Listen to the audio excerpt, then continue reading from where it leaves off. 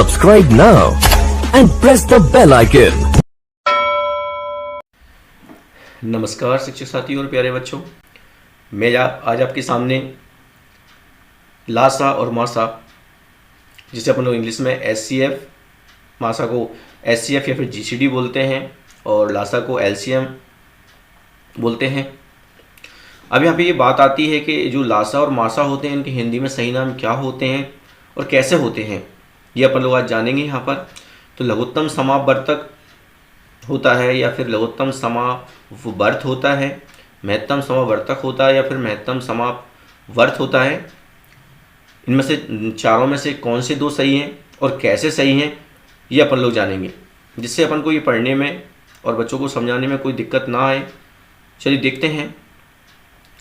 तो यहाँ पे जो महत्तम समापवर्तक होता है उसका अगर थोड़ा सा विग्रह किया जाए उस नाम का थोड़ा सा, तो यहाँ महत्तम सम अपवर्तक हो जाएगा यहाँ पर। तो महत्तम सम अपवर्तक, तो यहाँ पे अपन देख पा रहे हैं यहाँ पर कि इसका जो नाम अगर थोड़ा सा बड़ा किया जाए या इसे विच्छेद किया जाए इस शब्द को, तो यहाँ पे महत्तम सम अपवर्तक हो जाएगा। और यहाँ पे जो अपवर्तक शब्द आता है उसका जो मीनिंग होता है, उसका मीनिंग ये है, उसका मीनिंग होता है भाजक। अपवर्तक का अपन लोग भाजक बोलते हैं और इंग्लिश में अपन जानते ही हैं भाजक का मतलब डिवाइज़र होता है।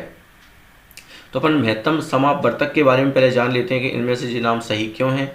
तो अपन देखते हैं। चलिए यहाँ पे अपन लोगों ने एग्जाम्पल लिया है एक 10 और 15 दो संख्याएं ली गई हैं। 10 के अपवर्तक यानी 10 के जो भाजक हैं वो कौन कौन से हो सकते हैं अपन जानते हैं।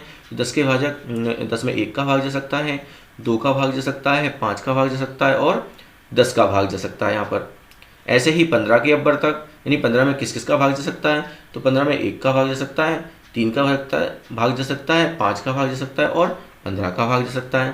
तो यहाँ पे जो अपवर्तक होता है यानी कि जो भाजक होते हैं संख्या के, वो होते हैं परिमित, यानी कि अपन लोग काउंट कर सकते हैं, गिन सकते हैं। अब देखा यहाँ 10 के देखो ये 4 ही अपवर्तक हैं यहाँ पर और 15 के अपवर्तक ये 4 है। तो कहने का मतलब इनकी संख्या, अपवर्तकों की संख्या जो होती है वो परिमित होती है किसी भी संख्या के। तो यहाँ पे अपन देखा कि हाँ जो अपवर्तक अपन लोगों ने निकाले हैं, उन अपवर्तकों में एक तो देखो 1 मैच कर रहा है, मतलब कॉमन वाला जो है, मतलब समान वाला जो अपवर्तक है वो कौन है, 1 है एक तो, और एक 5 है यहाँ पर अपवर्तक। तो यहाँ समान अपवर्तकों में महत्तम कौन सा है, समान अपवर्तक तो अपन को देख लिया अपन ने, एक तो समान अपवर्तक 1 आ रहा है दोनों में और एक समान अपवर्तक 5 आ रहा है। तो यहाँ समान अपवर्तकों में बड़ा कौन है, साफ साफ दिख रहा है, ये 5 बड़ा है, यानी कि समान अपवर्तकों में महत्तम यानी बड़ा।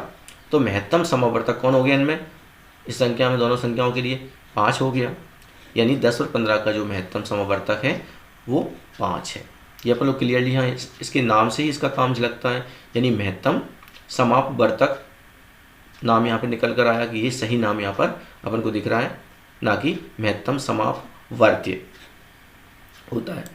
अब अपन लोग दूसरा देखते हैं, लघुत्तम समापवर्त अर्थात लघुत्तम सम अपवर्त। इसका भी अपन लोग अगर इस वाले पार्ट का विच्छेद करेंगे शब्द का, तो ये सम अपवर्त यहाँ पे हो जाएगा। और अपवर्त का मीनिंग जो होता है वो होता है गुणज यानी मल्टीपल। तो इसे भी अपन लोग एग्जाम्पल के थ्रू समझते हैं। तो एग्जाम्पल देखो, ये वो 10 और 15 फिर से अपन ने वही संख्याएं ले ली। 10 के अपवर्तक अपन जानते हैं कि अपवर्त जो होते हैं वो मल्टीपल्स होते हैं, यानी पहाड़ा जो पड़ा जाता है 10 का, वही अपवर्त होते हैं एक तरह से। तो ये 10 से कम 10, 10 दूनी 20, 10 तिया 30, 10 चौके 40, 10 या 50, 10 से 60, 10 70 और भी आगे आते जाएंगे। और ये क्या परिमित नहीं होते, मतलब आगे भी बढ़ते चले जाते हैं, अनंत होते हैं। ऐसे ही 15 के अपवर्त होंगे, गुणज होंगे, तो वो भी 15, 15 दूनी 30, 15 45, 15 चौके 60, 15 5 75, 15 छक्के 90 और आगे बढ़ते चले जाएंगे संख्याओं में। लेकिन अपन लोग यहाँ पे ये देख लेते हैं कि इन जो मिनिमम जो दो हैं, देखो एक तो 30 मिल रहा है यहाँ पर आपस में अपवर्त इसका, और इस एक 60 मिल रहा है अपवर्त। तो यहाँ पे जो बात आती है कि यहाँ पे समान जो अपवर्त हैं उनमें लघुत्तम समान अपवर्तों में कौन, छोटा वाला। तो छोटा वाला कौन है, 30 है यहाँ पर। तो निश्चित है कि यहाँ पे इन दोनों संख्याओं का जो समान जो अपवर्त हैं उनमें लघुत्तम वाला पार्ट 30 है यहाँ पर। तो लघुत्तम समवर्त कितना हो गया इस 10 और 15 का, 10 और 15 का लघुत्तम समवर्तक हो गया, समवर्त हो गया 30। तो निश्चित है कि अपन लोग इसको लघुत्तम समवर्त ही बोलेंगे। अब यहाँ पे बात आती है, अपन लोग इस बात से ये समझ गए कि वास्तव में जो 4 नाम अपन लोगों ने अभी देखे थे, उन 4 नामों में कौन से 2 नाम सही हैं, ये अपन लोग क्लियर हो गया होगा। तो इन 4 नामों में से लघुत्तम समवर्तक गलत नाम होता है, इसे अपन लघुत्तम समवर्तक नहीं बोलेंगे, इसे अपन लघुत्तम समापवर्त्य बोलेंगे। ऐसे ही महत्तम समवर्त्य नहीं बोलेंगे, महत्तम समापवर्तक बोलेंगे। तो ये दो नाम यहाँ पर निकल कर सामने आए।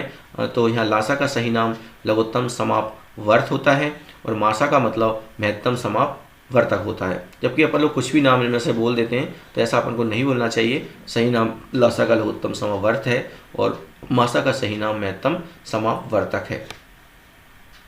तो यहाँ पे अपन लोग इनके इंग्लिश नाम भी देख लेते हैं, इनके शॉर्टकट फॉर्म भी रहते हैं। ऐसे मासा को अपन लोग HCF कहते हैं, यानी H का मीनिंग यहाँ पर हाईएस्ट है और C का मतलब यहाँ पर कॉमन है और F का मतलब यहाँ पर फैक्टर है। वैसे ही मासा का दूसरा नाम GCD भी कहते हैं अपन लोग इंग्लिश में इसको। तो यहाँ G का मीनिंग ग्रेटेस्ट है और C का मतलब कॉमन है और D का मतलब डिवाइज़र है। तो यहाँ पे इंग्लिश में और बात क्लियर हो जाती है कि जो संख्याओं में जो कॉमन वाले फैक्टर है ना उनमें हाईएस्ट यानी HCF, और यहाँ ग्रेटेस्ट कॉमन वाले डिवाइज़र जो हैं उनमें ग्रेटेस्ट। तो यहाँ ग्रेटेस्ट हाईएस्ट का मतलब दोनों का मतलब बड़ा ही होता है, यानी कॉमन फैक्टर में बड़ा और यहाँ कॉमन डिवाइजर्स में भी बड़ा। तो यहाँ इनके नाम दो नाम है, एक तो HCF भी कह सकते हैं और GCD भी कह सकते हैं। तो यहाँ LCM का मीनिंग क्या होता है? यहाँ LCM का L का मतलब या तो लीस्ट हो सकता है या फिर लोएस्ट हो सकता है। तो यहाँ लोएस्ट कॉमन मल्टीपल कह सकते हैं इसको या फिर लीस्ट कॉमन मल्टीपल कह सकते हैं। C का मतलब वही कॉमन से है और M का मतलब है मीनिंग मल्टीपल से। तो यहाँ बच्चे अपन लोग ये समझ चुके हैं यहाँ पर कि जो लासा होता है उसका पूरा नाम हिंदी में सही क्या होता है और जो मासा होता है उसका हिंदी में पूरा नाम सही क्या होता है। इंग्लिश में भी अपन लोग जान सकते हैं कि इंग्लिश में जो शॉर्ट फॉर्म रहते हैं इनके पूरे नाम ये होते हैं। HCF का meaning highest common factor, GCD का मतलब ग्रेटेस्ट कॉमन डिवाइज़र जो कि HCF का ही एक नाम है। LCM का जो पूरा नाम होता है वो लोएस्ट या लीस्ट कॉमन मल्टीपल। तो इस तरह से अपन लोग समझ गए हैं कि जो लासा और मासा जो अपन लोग शॉर्टकट में इनके नाम बोलते हैं उनके हिंदी में नाम सही क्या होते हैं। तो इन चार नामों में से ये क्लियर हो गया है कि इन चार नामों में से कौन से दो नाम सही हैं जिनको अपन लोग उच्चारण में उपयोग करेंगे, जिससे बच्चे गलती ना करें। और बच्चे इस वीडियो को देख रहे हैं तो बच्चे इस बात को समझ जाएं कि आज से अपन को लघुत्तम समापवर्त बोलना है और महत्तम समापवर्तक बोलते हैं। यानी लासा का पूरा नाम लघुत्तम समापवर्त बोलेंगे और मासा का पूरा नाम महत्तम समापवर्तक बोलेंगे। तो धन्यवाद साथियों। अगर आपको ये वीडियो अच्छी लगी हो तो आप इसे शेयर ज़रूर करें अपने साथियों में, दोस्तों में, जिससे वो भी इस बात को समझ सकें कि आज से लासा मासा का सही नाम हिंदी में क्या होता है और कैसे होता है ये भी जान सकें। तो धन्यवाद साथियों।